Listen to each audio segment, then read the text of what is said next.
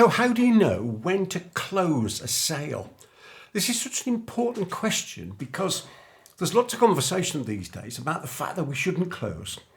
And people talk about consultative selling and the fact that that type of selling then brings us to the point almost naturally where the client, customer, patient says, yes, I'll have it. Yes, I'll go ahead. I don't believe that. Not for one moment do I believe that. Having been involved in sales, in persuasion, in, my view, we learn how to sell, we stop selling and allow people to buy. Despite all of that thought process, money's the silent applause for a job well done, I still believe it comes to the point in a conversation with a prospective potential client, customer or patient, that we actually have to come up with the right words to say.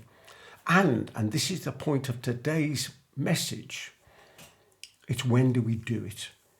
So part of the question is, knowing that we have to close that sale, we have to have some gentle words to say, shall we go ahead then?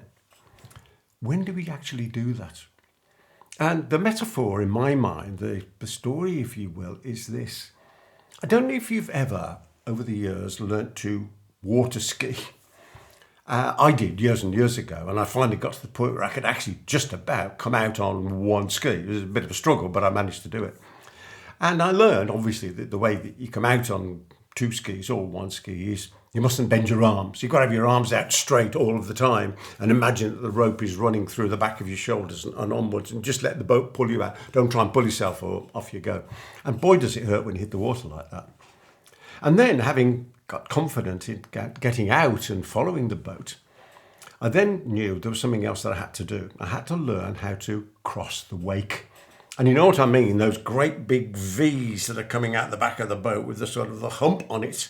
And you're looking at it going, how on earth am I going to get across there into the calm water at the side of the boat and then do that skiing up the side of the boat thing that you see people do? Wonderful experience. And I realised that it's something that humans are capable of doing, and crossing the wake is similar, very similar, to knowing when to close. How do you know when to cross the wake? I tell you how you know. You just know. You just make a decision that you're going to do it, and having decided, you pick your moment and you do it. And what you find, as I found, is it's a dancer easier than you think it would be. Okay, it's a bit of bopping up and down, your knees going up and down like pistons, but nevertheless, suddenly you find yourself in the clear water. Now, of course, there's coming back, but it's a whole story about skiing and nothing to do with closing. So knowing when to close is trusting our sensory acuity to know this is the moment. This is the moment when what we have to do is to say to ourselves, yes, I'm going to ask this client if they'd like to go ahead because my sensory acuity tells me we're at the right point. And here's an expression. This is an old expression, and it's still slightly true, but you'll get the point of why I'm saying it. You never learn how to close by closing too late and too soft.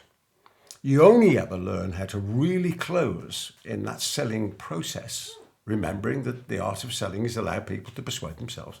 But nevertheless, you only know how to close when you close too soon and too hard and you realise you've got it wrong. In the same way, crossing the wake. If you stick your skis into the water, you're going tumbling head over heels and you're smacking your face on what feels like concrete. We have to trust ourselves to know by picking up the messages, the subtle messages, the unspoken messages that clients are giving us. I'm sure you can take this away and use it. It's such an important point of being successful in business, is learning how to sell, stop selling, allow people to buy, but knowing that we have to, however gently, close that sale. If you've enjoyed this, there's plenty more of these videos around here. And in the meantime, I wish you every success in all your adventures in life.